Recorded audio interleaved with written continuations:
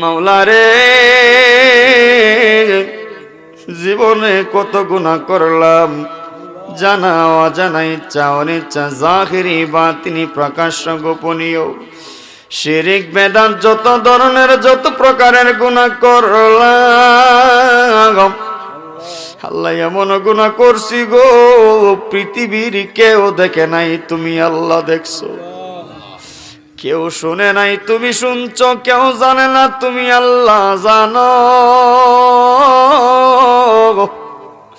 আমাদের গুনার কথা যদি সমাজের মানুষ জানতো, সমাজ থেকে গলায় ধাক্কা দিয়ে বের করে দিত গো আল্লাহ।